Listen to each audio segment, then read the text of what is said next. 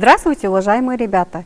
Я рада вас приветствовать снова на уроке географии. Знаменитый французский исследователь Мирового океана, фотограф, режиссер, изобретатель акваланга, автор множества книг и фильмов Жак-Ив Кусто утверждал, что очень скоро с океаном, возможно, будет связана проблема существования человечества. Сформулируйте, о чем пройдет речь на сегодняшнем уроке. Целью урока является знакомство с ресурсами Мирового океана и понимание проблемы зависимости человечества в будущем от океана. Основными ресурсами Мирового океана считаются биологические, минеральные, энергетические. Их изучением занимались крупнейшие исследователи, как Визе, Зубов, Шершов, Марков и другие. Они показали, что Мировой океан как кладовая природных ресурсов. Давайте вспомним с вами, о чем мы говорили на предыдущем уроке. Вам нужно будет дополнить кластер. Если вы нашли правильно, молодцы. Исчерпаемые ресурсы Мирового океана подразделяются на возобновимые и невозобновимые. К возобновимым относятся биологические ресурсы, к невозобновимым минеральные ресурсы. К неисчерпаемым относится энергия воды. Мировой океан не просто часть биосферы. Гидросфера придает Земле тот неповторимый вид, который отличает ее от других планет – Марса и Венеры. Исключительная роль океана в обеспечении жизни на Земле, формировании погоды и климата. Океан – величайший испаритель, важнейшее звено в круговороте воды. Он активно участвует во всех планетарных процессах. Мировой океан – это гигантская кладовая ресурсов. Во-первых, это морская вода, которая содержит 75 химических элементов. Во-вторых, биологические животные, растения. Во-третьих, это минеральные ресурсы, такие как нефть, природный газ, твердые ископаемые. В-четвертых, энергетические ресурсы, энергия приливов. С древних времен человек стремился познать подводный мир. Еще Александр Македонский в 356-323 годах до нашей эры погружался в море в большом стеклянном сосуде. А в своих военных операциях прибегал к помощи ныряльщиков, например, при осаде Тира в 334 году до нашей эры. Океан служит источником богатых минеральных ресурсов. Минеральные ресурсы Мирового океана делят на три большие группы. Полезные ископаемые морских недр – нефть, газ, сера, уголь, железные руды, олово. Прибрежные – россыпи, циркон, алмазные, золотые, платиновые, янтарные. Полезные ископаемые морского дна – строительные материалы, фосфориты, железо-марганцевые конкреции. Минеральные ресурсы разделяются на химические элементы, растворенные в воде полезные ископаемые, содержащиеся под морским дном. Как и в континентальных шельфах, так и за ее пределами. Полезные ископаемые на поверхности дна. Более 90% общей стоимости минерального сырья дают нефть и газ. Ребята, обратите внимание, как добывают нефть со дна океана. Природная маслянистая горючая жидкость. Обычно она черного цвета, но также бывает коричневая, желто-зеленая, зеленая, вишневая и даже бесцветная. Известно, что нефть состоит из углеводородных соединений, близких к жироподобным органическим веществам в живых организмах – рыбах, моллюсках, водорослях. Поэтому одной из версий образования нефти стала теория ее органического происхождения. Сотни миллионов лет в бесчисленных водоемах, морях, озерах, лагунах кипела жизнь. Сменялись поколения водорослей и животных.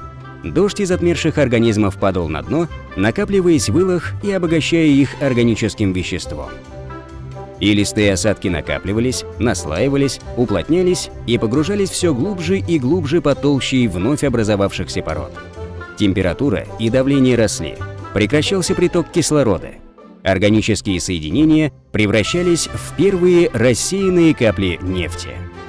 Эти капли постепенно двигались сквозь частицы в горных породах вверх, в сторону меньшего давления, до тех пор, пока на их пути не встретилась толща непроницаемых твердых пород, и дальнейшее движение вверх стало невозможным.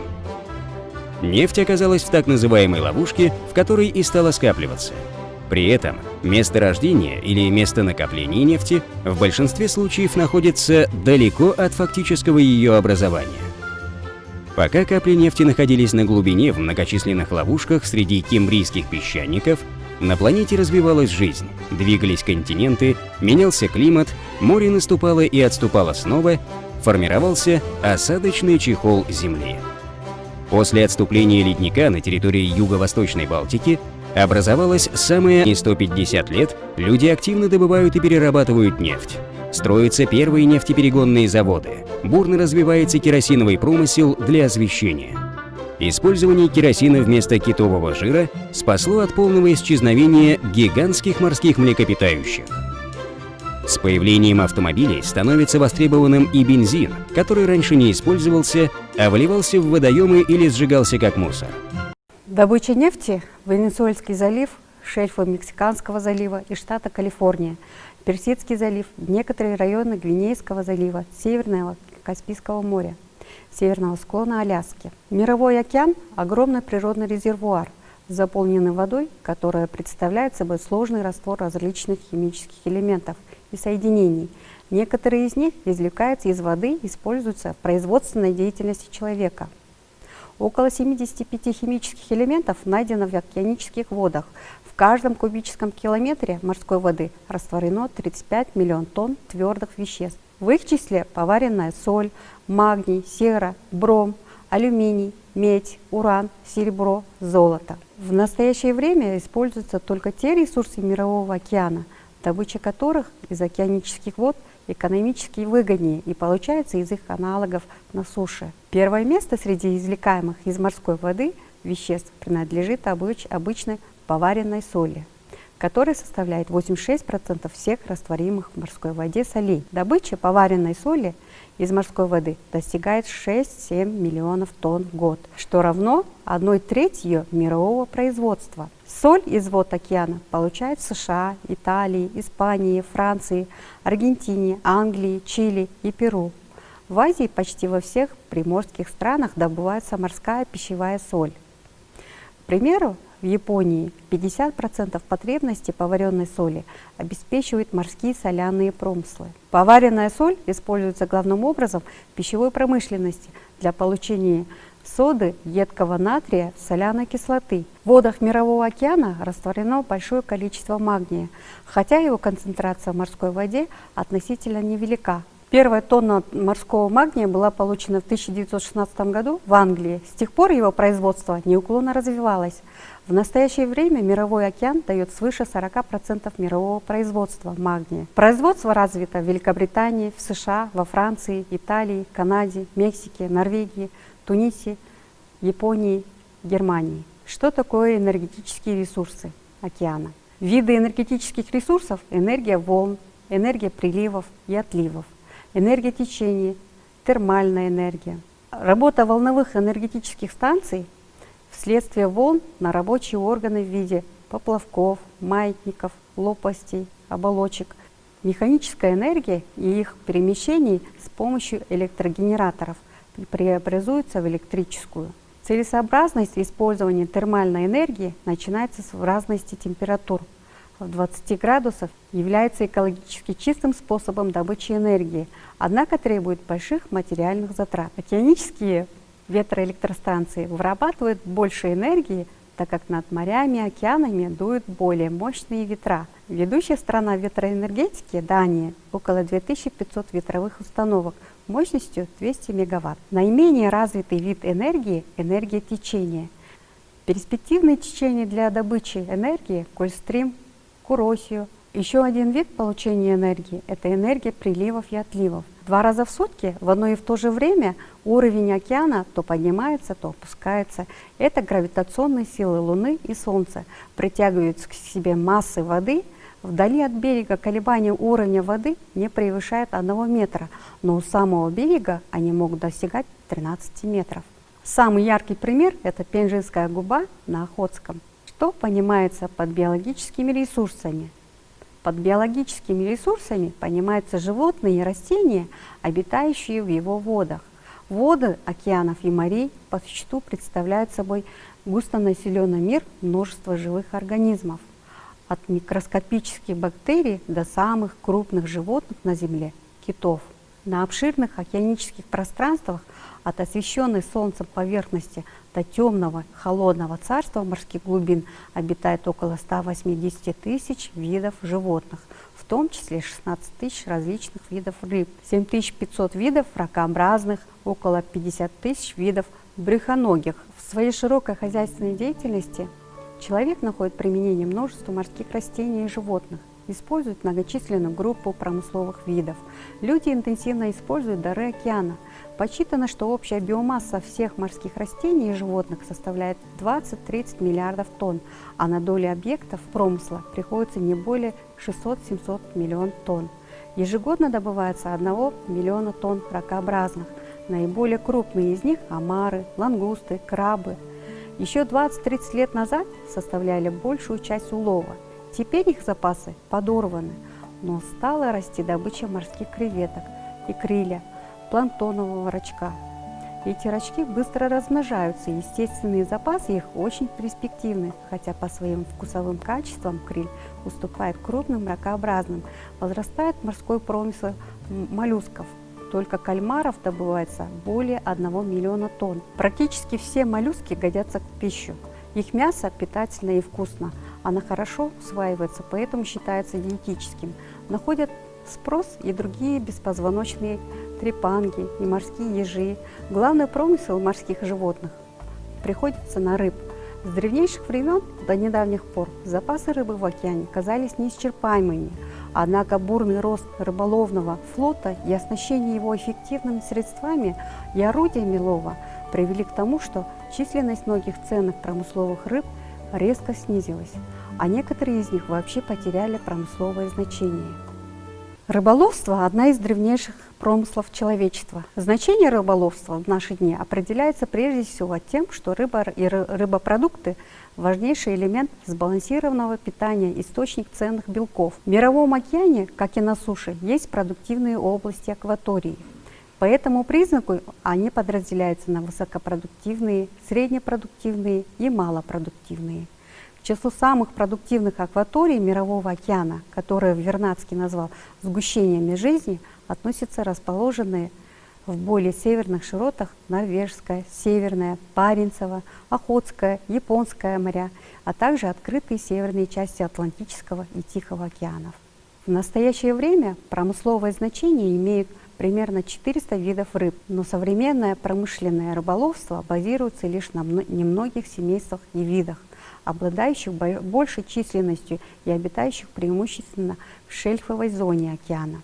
Видовой состав мирового улова в морских водах определяет 7-8 семейств: тресковые, сельдовые, анчоусовые, скумбриевые, тунцовые, на долю которых приходится 70-75% всей добычи рыбы в Мировом океане.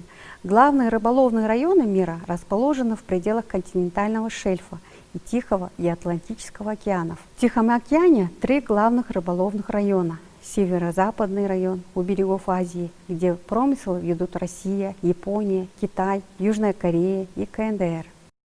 В настоящее время крупнейший не только в Тихом океане, но и в мире. Он выделяется и по уловам рыбы, и по добыче других морепродуктов, моллюсков, ракообразных, водорослей. Северо-восточный район у берегов Северной Америки по структуре уловов в общем сходен с северо-западным, но уступает ему по объемам. Наконец, еще один рыболовный район, юго-восточный, находится у берегов Перу и Чили. Основной объект промысла здесь – перуанский анчоус. Основные промысловые рыбы Тихого океана – минтай, анчоус, сельдь, сардина, скумбрия, сайра, тунец и другие. Кроме рыб, в северной части океана ведется вылов крабов, креветок, морских гребешков, мидий, устриц и другие. В Атлантическом океане издавна известны 2 таких района – северо-восточный у берегов Европы и северо-западный у берегов Америки. Северо-восточный район еще в начале 50-х годов давал треть всех мировых уловов, но затем добыча здесь резко сократилась из-за переловов и конкуренции нефтяной промышленности. Так некогда очень рыбное Северное море теперь обеспечивает 2,5% мирового улова. Уменьшились уловы в северо-западном районе, где основную добычу рыбы ведут США, Канада. В Атлантическом океане насчитывается порядка 53 видов промысловых рыб. Среди них знаменитая атлантическая селедка. Из-за молодости океана, значительно его похолоданием во время последнего оледенения, его органический мир беднее, чем Тихий океан. Атлантический океан богат промысловыми видами – треска, сельдь, скумбрия, морской окунь. В полярных водах обитают киты и тюлени. В районах Канарских островов богат лангустами и анчоусами. Следующий океан, Индийский океан, богат биологическими ресурсами. Тропические водные массы богаты планктоном, в котором особенно много одноклеточных водорослей. Среди планктонов много светящихся ночью организмов. Наиболее многочисленными рыбами Индийского океана являются корифена, тунец, натотения, камбала, сардина и разнообразные акулы. Индийский океан является родиной знаменитых морских дьяволов – мант. Манта – вид скатов. Это самый крупный из скатов, ширина тела отдельных особей достигает 9 метров. Крупных экземпляров до 3 тонн. Эти рыбы питаются зоопланктоном, отфильтровывая его из воды. Вид представляет опасность для человека. Значение Индийского океана для мирового рыболовного промысла невелико. Уловы здесь составляют лишь 9% общего объема. Главные промысловые рыбы здешних вод – тунец, сардина, несколько видов акул, барракуды и скаты.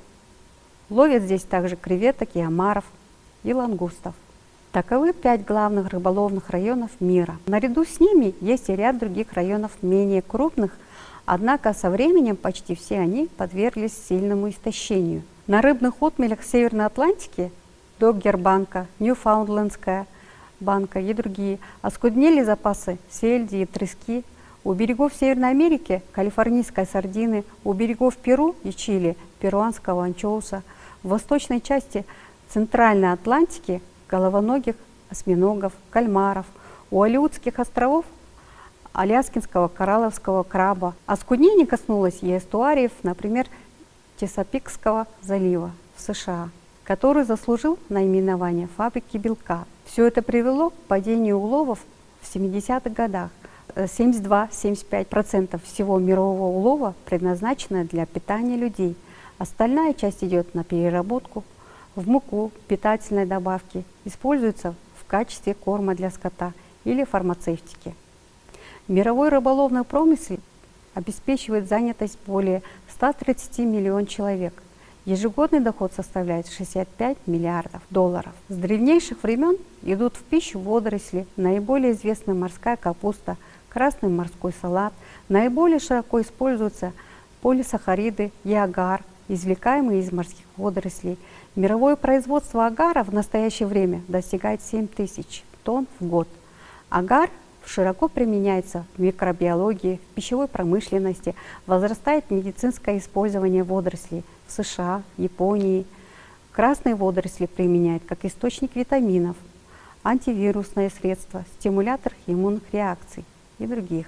Недавно в США из водорослей выделен монотерпен, проявивший высокую активность против раковых клеток в организме человека. По содержанию белков и углеводов растительных жиров и водоросли не уступает пшенице. В них содержатся все необходимые витамины, а также йод, бром, которых практически нет в продуктах неморского происхождения. В Азии находится большинство из первой десятки стран по объемам продукции аквакультуры: Китай, Япония, Республика Корея, Филиппины, Таиланд. Кроме них в эту десятку входят также США, Франция, Испания. Аквакультура – это разведение, выращивание водных организмов, таких как рыбы, моллюски, ракообразные, водоросли, в естественных условиях – реках, озерах, прудах, в океане и в искусственных водоемах. Морекультура или морская культура – направление аквакультуры, занимающееся разведением или выращиванием морских гидробионтов, водорослей, моллюсков, ракообразных, рыб, иглокожих в морях, лиманах, эстуариях или в искусственных условиях. Мере посвящен двум направлениям – традиционному рыболовству и аквакультуре. Аквакультура – это разведение водных обитателей силами людей, аквафермеров. Важно график. Здесь оранжевый цвет – добыча рыбы в естественной среде обитания, а синий цвет – выращивание рыбы на аквафермах. Как видим, вылов рыбы в Мировом океане год за годом снижается. Все дело в истощении ресурсов. Рыбаки рады были бы добывать больше, но не получается. Поголовье рыб сокращается, и возможности для увеличения объемов уже нет. В то же время промышленное разведение рыбы и других морских организмов растет. Перелов в океане – слишком большое потребление природных ресурсов человеком, больше, чем природа может восстановить. Запасы более 70 видов рыб в мире освоены в полном объеме, либо истощены. Некоторые рыбы, в том числе атлантическая треска, сельдь, сардины, почти истреблены. Основной загрязнитель океана – нефть. Океан болен. В него ежегодно попадает 1 миллиона тонн нефти. От катастроф танкеров и буровых платформ, слива нефти, загрязненных судов.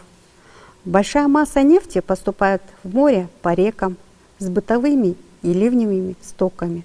Объем загрязнений из этого источника составляет 12 миллионов тонн в год. Отходы промышленности, тяжелые металлы, радиоактивные отходы в контейнерах и другие. Тепловые загрязнения поверхности водоемов и прибрежных морских акваторий возникают в результате сброса нагретых сточных вод электростанциями и некоторыми промышленными производствами. Более 10 тысяч туристических судов Средиземного моря сбрасывают нечистоты в море. Источники и вещества, загрязняющие Мировой океан, многочисленны, от ртути до неподдающихся разложению синтетических моющих средств. Последствия, к которым ведет расточительное и небрежное отношение человечества к океану. Уничтожение планктона, рыб и других обитателей океанических вод далеко не все. Ущерб может быть большим, ведь у Мирового океана имеются общепланетарные функции. Он является мощным регулятором влагооборота и теплового режима Земли, а также циркуляции ее атмосферы. Загрязнение способно вызывать весьма существенные изменения во всех этих характеристиках, жизненно важных для режима климата и погоды на всей планете. Симптомы таких изменений наблюдаются уже сегодня. Повторяются жестокие засухи и наводнения, появляются разрушительные ураганы, сильнейшие морозы, приходят даже в тропики, где их отроду не бывало. Разумеется, пока нельзя даже приблизительно оценить зависимость подобного ущерба от степени загрязненности Мирового океана, однако взаимосвязь, несомненно, существует. Как бы там ни было, охрана океана является одной из глобальных проблем человечества. Мертвый океан – мертвая планета, а значит и все человечество. А теперь закрепим наши знания. Я предлагаю вашему вниманию тест. Вы должны найти правильные ответы. Какое сооружение из перечисленных использует энергетические ресурсы океана? Первое – нефтедобывающая платформа. Второе – судоходный канал. Третье – приливная электростанция. Глубоководный кабель. Второй вопрос. Самыми биологически продуктивными районами Мирового океана являются умеренные широты, полярные широты, тропические широты. Правильный ответ в первом вопросе 3, приливная электростанция. Во втором вопросе правильный ответ – умеренные широты. Третий вопрос. Биологически продуктивны. Первый – Индийский и Тихий океаны. Второй – Атлантический и Северный ледовитые океаны. И третий – Тихий и Атлантический океаны. Четвертый вопрос. Основным источником загрязнения океана является первое – отходы рыбопереработки. Второй – бытовой мусор, нефтяной транспорт, четвертое – добыча морских животных. В третьем вопросе правильный ответ 3. Тихий и Атлантический океаны. В четвертом вопросе правильный ответ 3. Нефтяной транспорт. На этом мы заканчиваем наш урок. Надеюсь, он был интересным и познавательным. До новых встреч!